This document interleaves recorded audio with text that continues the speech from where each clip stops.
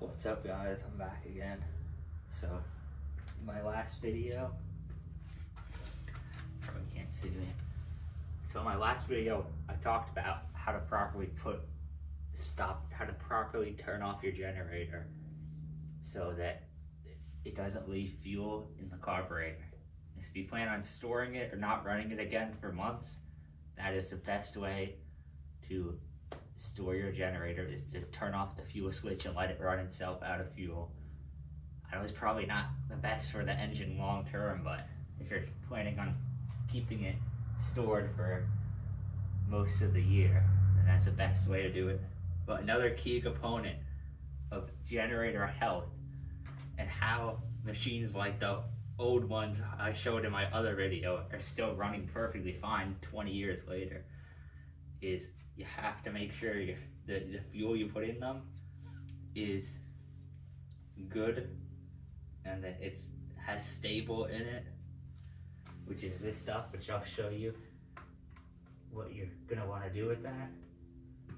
So whenever you store your generator, you're gonna want to make sure that it has fuel in the tank for when it needs to be used, and that it has stable in the fuel tank so that the fuel doesn't begin to break apart in there, because that's very bad. So the number one mistake people make is they leave gasoline out and it goes bad, either in the machine or in the tank, because they just frankly don't use their equipment enough. So gasoline in a 5-gallon jug like this is only good for about 8 to 9 months before it starts to go bad without any fuel stabilizer in it. And there's all kinds of claims. I know some people say it goes bad within 90 days, but I think that's giving it way too little credit. And if you put stable in here, it goes from being 8 or 9 months to keeps fuel fresh for 2 years. I mean, obviously the company's gonna say the highest number it can think of, but still, give it credit for 1.5 years, 2 years, by simply just putting fuel stabilizer in there. Now, you don't ever want to store your fuel canisters in a place that's dangerous.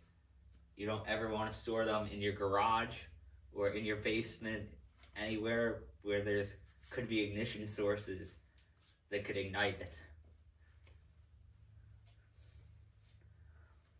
Speaking of storing fuels, there's other types of fuels that you can store that could potentially go bad.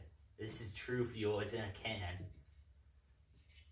It's a combination of oil and fuel for small 2-stroke engines like chainsaws, brush hogs, like small garden lawn mowers, push mowers.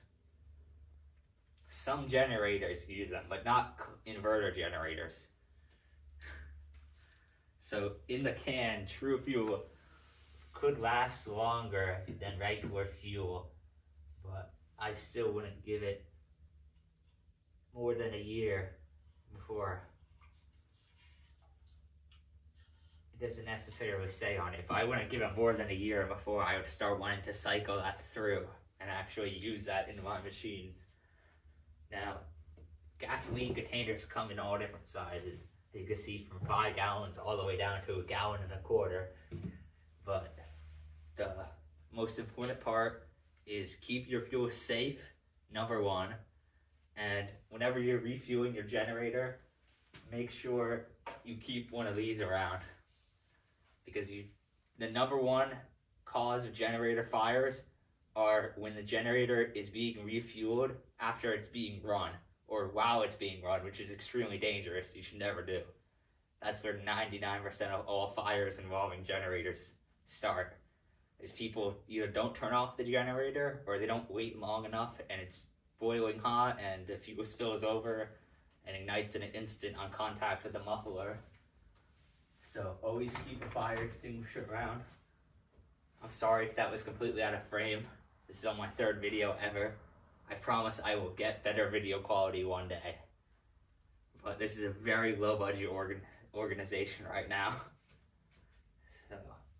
another cool thing to note is if you have a dual fuel generator and you don't feel like doing all this storage and maintenance of your fuel, propane lasts about 20 years in a tank like this, and lasts 20 years in a barbecue tank like over there.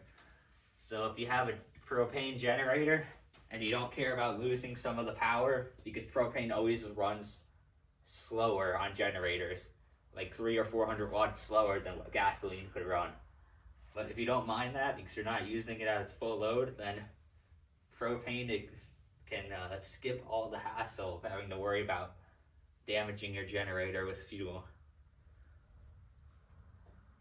So, if you have any ideas for future videos, or just like the video, make sure to leave a comment so I know that people actually care. And I promise one day this year I'll have an actually cool, interesting video. If I get 500 subscribers, I'll buy a brand new generator for this channel. So, see you guys in the next video. I promise next one will be more interesting.